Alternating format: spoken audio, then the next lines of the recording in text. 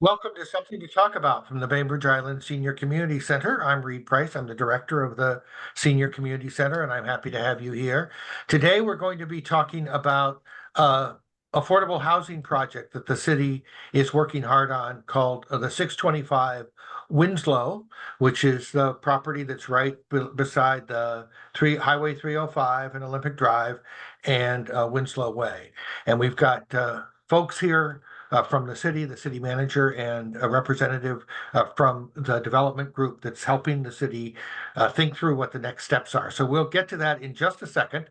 I would like to acknowledge that we are living and meeting on the ancestral homeland of the people of the clear salt water, the Suquamish people, who have lived on these waters of the Salish Sea since time immemorial. And we are grateful for their stewardship. We are learning from them about how to be better stewards ourselves of these lands and waters.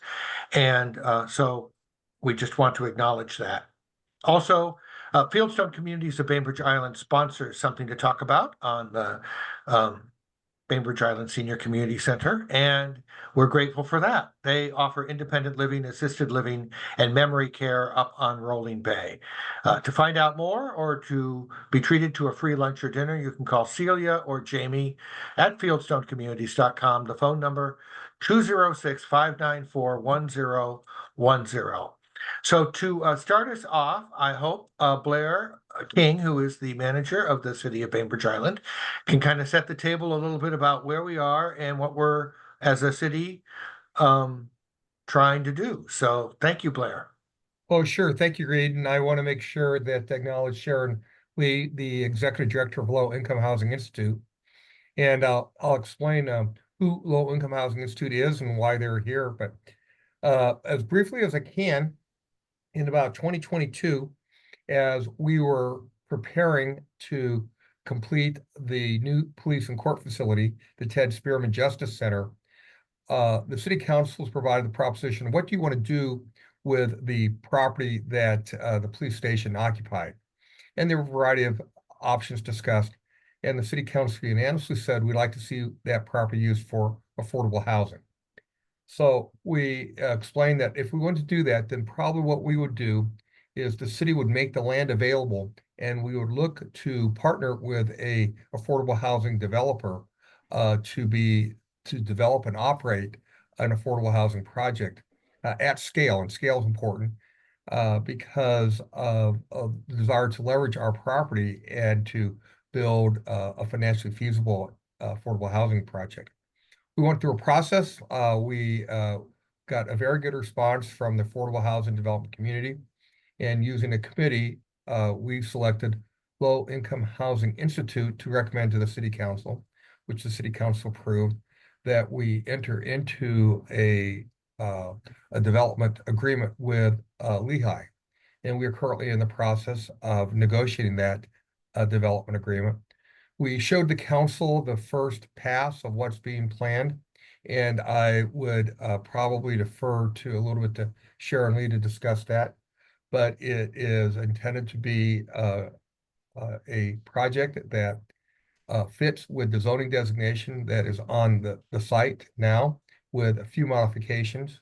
And it is expected to be a very nice quality in terms of its appearance, affordable housing project that would provide housing for the working community currently in Bainbridge Island, and also potential for affordable housing for seniors of Bainbridge Island as well, acknowledging that what the podcast is.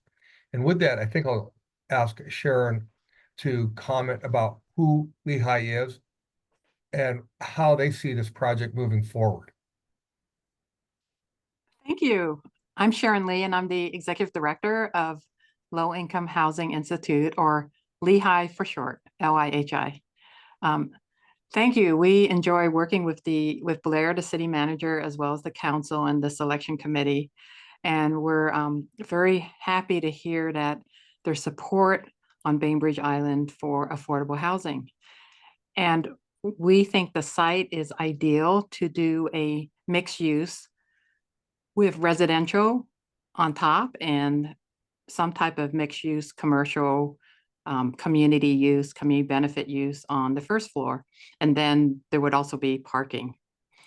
So we initially worked with our architects, Runberg Architecture Group, to do an initial concept. And we are looking at around 90 units. And we know that it's very, very hard for people to find affordable housing on Bainbridge, and that the average rents are very high. So what we're talking about is trying to do some studios, 1 bedrooms, as well as 2 and let me see, let me get the breakout for you, as well as 3 bedroom units, so that we have a lot of options for small families, singles, couples, as well as families with children.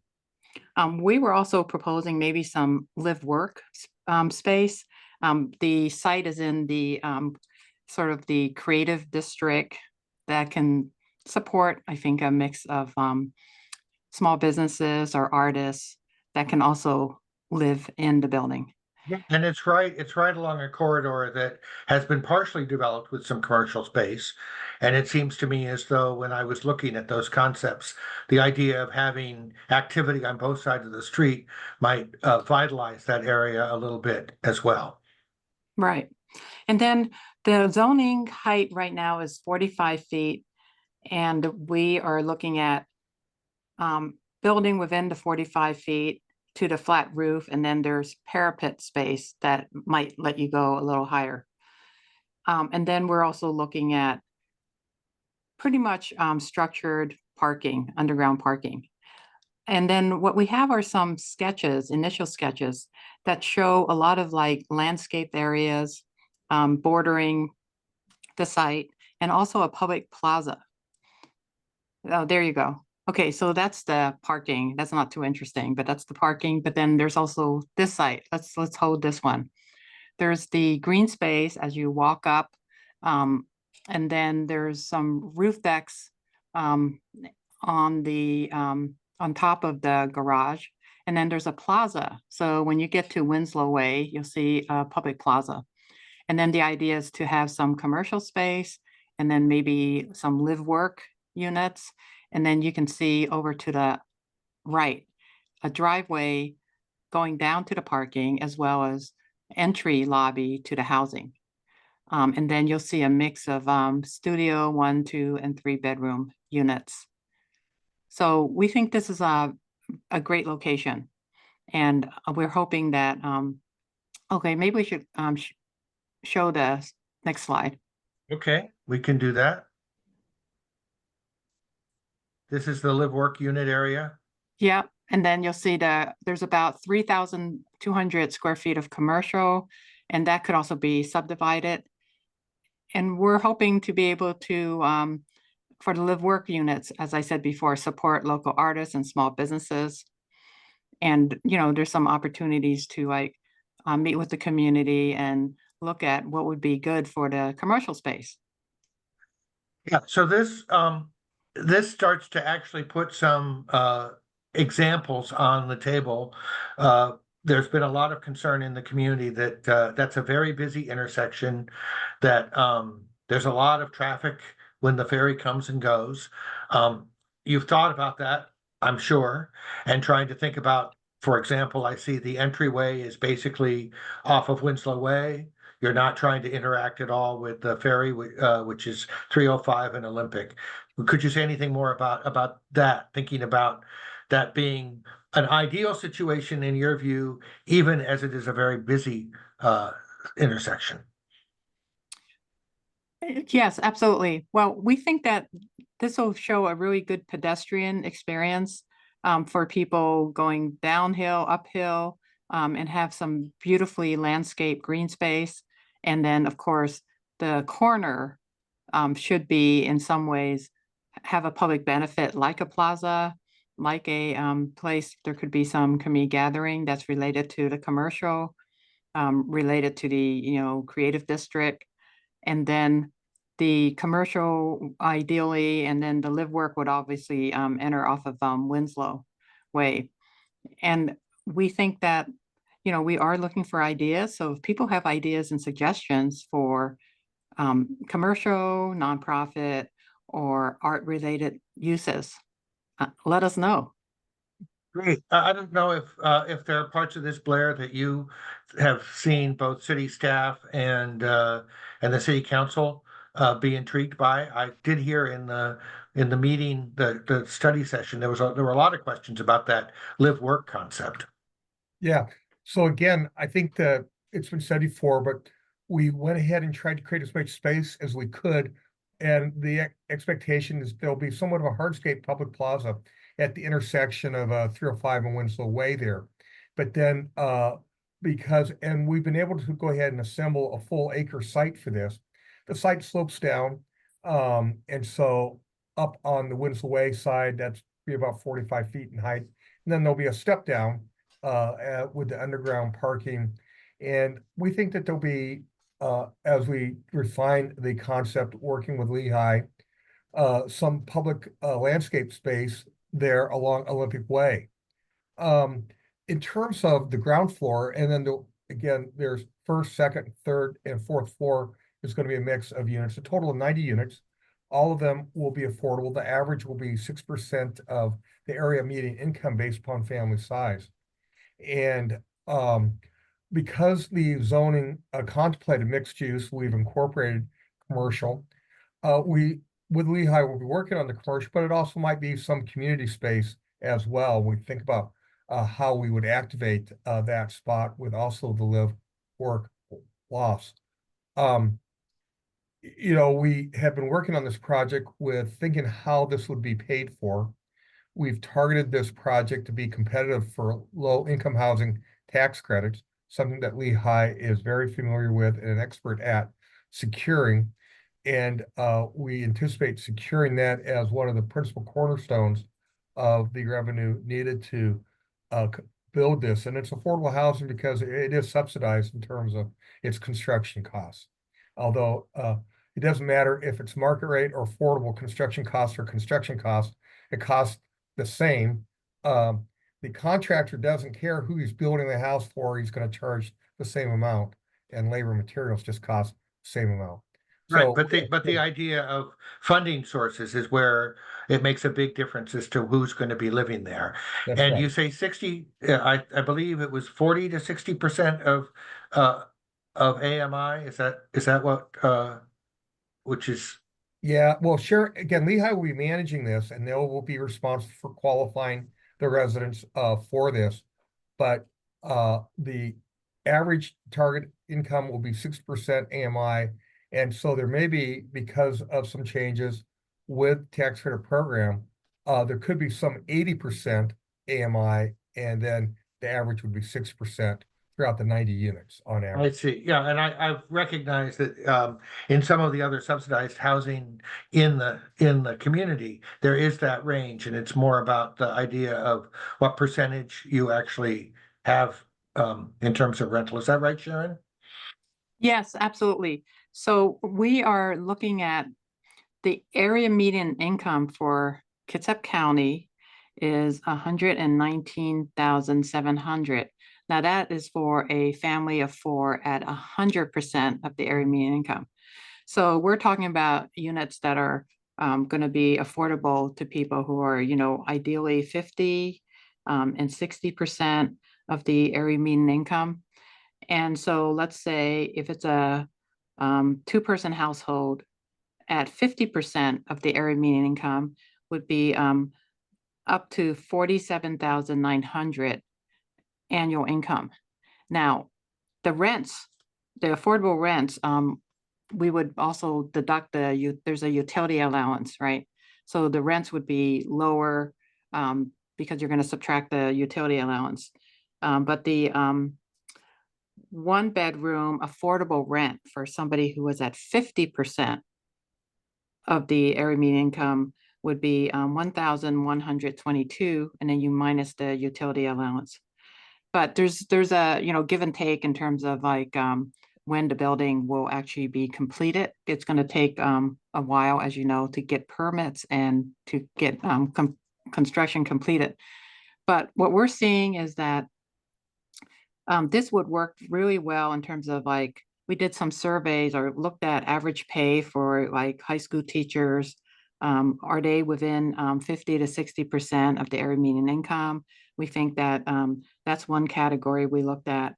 We looked at sort of like the starting wage of some of the firefighters in the county. And, that's about 60% of the area median income. A home health care aide is if they're making, approximately like 50 to 60% of the area median income. So, and actually, Blair had some really good numbers. He put out some of the ads for jobs and talked about the exact hourly wages, and the ones he found would be, eminently affordable, like to live here. People in retail, sales, entry level jobs. So We went through a process where we looked at an open source for the pay scale for, and I won't tell you here, but we did mention at the council meeting, grocery store specific banks, where the courtesy clerks and the retail clerks, meat cutters, deli workers, they would all fall within the range of affordability here. Bank tellers, veterinary technicians. So what we're hoping to do is provide housing for our service workers that are here, plus other people. And again, I'll throw in affordability for seniors as well. And 90 units coming online in a couple years would do a lot to help us and help our businesses who are really struggling to find employees, and also for those people that have lived for a long time in Bainbridge Island and might be being priced out of the market. We certainly talk about that quite a bit here at the Senior Community Center, the challenges of limited housing options at an affordable rate. And although, for those of us who've been around for a while, those rates sound high, recognizing what it costs to try to rent somewhere on Bainbridge right now. 1,000, 1,500, that's very reasonable rate for housing. And of course, you're living somewhere where ideally you can walk to most of the things you're doing. So that's helping with climate and also helping with affordability. You don't need to maybe have a car if you're living somewhere like the corner of Winslow Way and 305, which many other parts of the island, it's really hard to get around if you don't have a car. I'm Right. wondering, you mentioned 2 years. That sounds, based on the work that we've been talking about at the Senior Community Center about an expanded facility. 2 years sounds optimistic. When do you really think you might be able to break ground on this, based on the fact you have to go through financing as well as the challenges of completing the design, getting the permits, finding the construction team, all that? well, oh, go ahead. Well, I think we'll have two different answers, but let me tell you what I see the steps from my standpoint. And, we got different seats in the bleachers. We got different viewpoints of the playing field. So from my standpoint, over the next several months, we want to complete what's called a development agreement. And that'll be a contract between the city and LIHI, and will provide assurance to both of us based on what we're doing. In that agreement, then, once the development agreement is LIHI, and will have some obligations for community engagement, but they will prepare then their master development agreement. The master development gets approved, and then they would be on their way to going through the formal entitlements. It would be great if they were in a spot to begin to apply in earnest in fall of 2025, the latter part of the third quarter of the year. If they don't, then we're probably looking at the latter part of 2026 with securing entitlements, and then construction following a year later. So that puts construction 2027 or 2026. You're right, Reed. I have an optimistic schedule, but I'm pushing that because you never make up time on a project at the end. You always make up time on the project at the beginning. So we're going to try to put together our development agreement and get this master plan, and then we turn it over to Sharon and her team and see what they can do. So when you say entitlements, that is the idea of getting grant or government No, funding? what we're talking about in that context is building permits. So they're gonna have to go through, just like you're going through, they have to go through, even though it's we have a partnership with the senior center, we're gonna have a partnership with LIHI, but they're gonna have to go through and pay building permits and go through plan check and go through design review and go through the planning department and get approved. Okay, that's that location on the bleachers. Now we'll go over to Sharon. What do you see as a timeline? No, that was Blair. You said it really well. So we are highly dependent, and this is very important. We're hoping that the new governor, Governor Ferguson, will put substantial funds into the State Housing Trust Fund, because it's the State Housing Trust Fund that allocates money every fall that will make, housing affordable, right? That will bring down the cost. If we did not have the Housing Trust Fund or some of the other subsidies, we're hoping to get, also county funds, then the rents would be much higher. I mean, you can't build new housing and expect to, rent it at an affordable rent, right? Because otherwise you're doing new housing with no subsidy, you're doing pretty much luxury housing, right? So we need everything to come together. We need the city, the state, the county, and low-income housing tax credits and private debt. And we're hoping that Governor Ferguson, by the time he gets through the state legislature, and the legislature will also support the highest level possible for affordable housing, because housing is not only out of reach on Bainbridge Island, but it is throughout the state. So we're hoping to, this fall, apply for State Housing Trust Fund funds. And we're also hoping to apply for, Kitsap County funds this year. And if we miss this round, which is what Blair talked about, if we miss this round this fall, then we're going to have to wait another year. But I think our architects estimated it would take 16 months, approximately 16 months for the actual construction. And so it depends on how long it takes for, once the architects complete their permit drawings, how long it would take to actually get the permits approved. Can I ask a question about the status of the design? We saw some pictures and they're also available on the Bainbridge city website, bainbridgewa.gov. You said something about looking for feedback, Sharon. What is the timeline, and what kinds of, how comfortable are you with where we are now in terms of what it might look like, or how many changes might happen in terms of the design or setback based on feedback from the community? Either of you. Yes, we would need to give our architects a little time to develop some more sketches, and then we're happy to trot them out. And then we would also be interested in how people feel about the uses on the first floor. Like the commercial, is there a demand for commercial? What kind of commercial?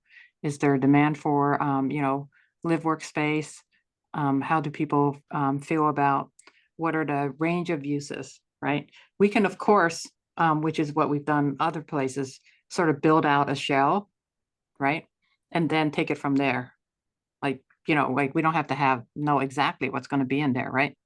But of course, I think the size of the commercial space has to be more or less, even though it could be subdivided, we have to identify what's commercial, and according to, and some of the plans, right? So are you counting the live work concept as residential or commercial? Where, for the purposes of our housing, we're counting it as resident. Well, it counts as a housing unit. And we've done this many times where it's live workspace, but it counts as a housing unit. And then we're hoping that that meets the city requirement for what they would like to see in the commercial, ground floor commercial space. Is the city involved in the feedback process, or is this something that LIHI is managing, the feedback from people about what they might like to see there, especially on that first floor? Blair? I think that, we are giving ideas, and I'm going to be having conversations, just like I said, I'm going to be having conversations with the Downtown Association, and some other people about what ideas they might have so we can feed those to LIHI. Because at the end of the day, LIHI's got to put the money together and get this thing built. So, you know, you can offer helpful suggestions, but unless you're coming to the table with some money, that's really what it's all about. So we have some ideas, but we got to make sure it pencils out. And we want to talk to people that can help come to the table with some money and help it pencil out for that. You know, LIHI is going to have a hard enough time getting the financing for the affordable housing piece. Parking is included in this. It's really expensive. And we want to help them. So it's a matter of helping them, giving them some suggestions, and we're going to try to wrestle up some people that can maybe partner with LIHI as well. So when you're talking about people with money, people who want to pony up, before you trot it out, you want to pony it up, right? Anyway, the idea would be people who might have interest in developing that space and be participants. Is that what you mean? Yeah, well, we have a couple different ideas. One is, as LIHI works through this, who would be a viable tenant? I mean, who would be able to pay the bills? Who would be a viable tenant? Something that the community would accept and receive? Who are businesses out there looking for space like this that could pay the bills? The other piece too is LIHI works through this, and I keep saying is other concepts of community uses that again could pay the bills, but they would be community uses. So that's a piece that we want to work with, and giving ourselves the same timeline. We're going to have this development agreement and then this master development plan. So by the summer, we have a better idea of who might be in that, or what type of business, what type of use would be in that corner commercial space. Oh, if people are interested in engaging, is there a way to do that right now, Blair? Probably through my office. Would not be directly with me, but through the staff that's working on this. And again, we're open to really good ideas and people that have a business plan that could help pay for the space. So is there like a site on the web page or an email that people could use, or You know, the email would be to a city administrator, Bainbridge Island. That is the generic website for myself. okay, and I'll put that in the description in the YouTube Yeah. page, city administrator. Yeah, well, city manager at bainbridgewa.gov. There you go, city manager at bainbridgewa.gov. The other thing that comes to mind is we talked a little bit about seniors, and that also does not only include what I'm talking about, does not only include seniors, but people with mobility and disabilities. I'm wondering about what you're thinking about in the design for accessibility, Sharon.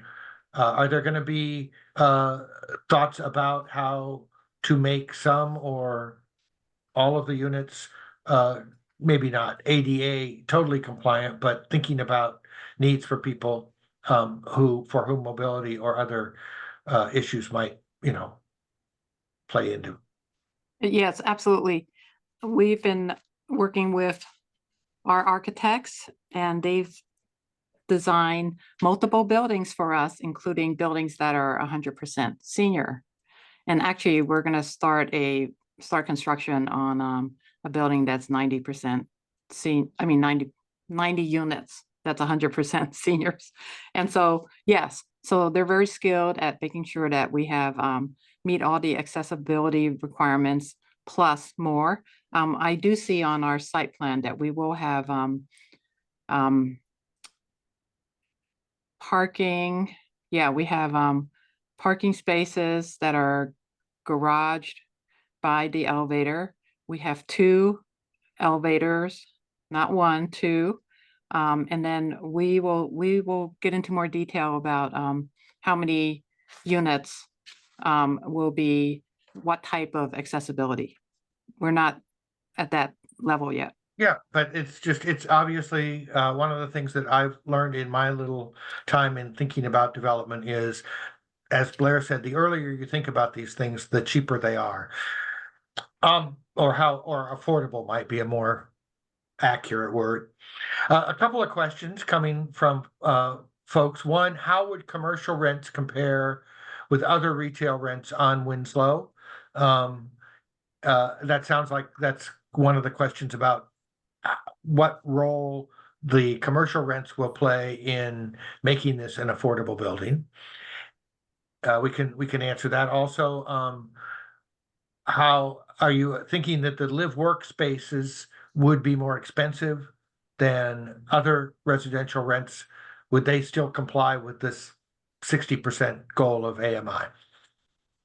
Yes, let me take the second question first. Yes, the live workspace would also be affordable. So they would be similarly priced. And the commercial, we know for a fact that if you build new construction commercial space, it would not be very affordable, right? If a retailer had an option of leasing an existing space in a building that's already been there, that price will probably be better than new construction. So we can't afford to also have commercial space that sits there vacant, right? So we will need to figure out how to bring down the cost of the commercial space so that it could be attractive to a small business or to a nonprofit or arts organization. Now, if the downtown association says, oh, there's too many vacant storefronts, on Winslow Way already, don't do this, right? I mean, it's going to stay vacant. We need to, listen to and ask them, explain when you think the market will recover, explain what's the, vacancy rate and how difficult will it be? What are our challenges to leasing up the space? Right. So that's a lot of research between now and when that space is finally configured. That's why there's a lot of flexibility in what you might do with that square footage. Right. Yeah, and right now we're talking about 3,200 square feet worth, in addition to the live work lofts. And that's the space we want to account for. We want to program it, and again, we have a range from traditional commercial to niche commercial, art gallery space to more community space. So again, money is going to be driving this, and we're going to, on the ongoing basis, we want to make sure that that space is competitive, not higher, not lower than other regular market space on Winslow Way. And you mentioned, Blair, that, well, I guess you both did, the idea that we're dependent on the state government to help make this something that we can move forward on. What, as constituents of our state legislature, of our new governor, what can we as citizens of Bainbridge Island do to help tell the story, support the idea of this program going forward with support from the state housing fund? Well, I think the state, especially the legislators that are going to have to amend and consider the governor's budget and they make the final decision, is to please advocate for full funding for the Housing Trust Fund. The Housing Trust Fund has been phenomenal at producing housing for seniors, for families, for veterans, homeless young adults. And I think we're hoping that because Bainbridge is seen as, this is like not an affordable place to live, right? So the need is high in this community to make sure that there's affordable housing. If people who are working here can't afford to live here, especially like what Blair said in the retail service industry, then they're having to, commute, they're having to live elsewhere, and it's, it's a hardship, right? Well, and So it makes it hard to hire those people too, because there's places they can work all between where they live and where we're asking them to work. So there are a whole bunch of reasons why, and I think the community widely acknowledges, although where we build that housing is always a challenge. Acknowledges that we need to, and there's been a lot of public support for affordable housing efforts on the island. We've seen that with the work that Housing Resources Bainbridge, a local nonprofit, has done for sure. So the questions I had, I thank you very much. Anything you want to add before we wrap up? No, Reed, thank you for giving us the opportunity to talk a little bit about this. And again, in terms of financial support from the state, I think our local legislative delegation is strongly supportive. But if people want to let them know that this kind of workforce housing that benefits our community at the scale we're talking about, 90 units, that hasn't been done before, be honest with you, we hope it's not the last time. But we want to use this as a demonstration that we can build these type of projects, and in the long run, in terms of our land costs and the cost of development, I think for the time being, these subsidized public projects are our best option to provide workforce and senior housing for the community. Thank you both. And we'll be in touch. We'll follow along as you make progress. Sharon and Blair, have a good afternoon. And thank you for all of you who tuned into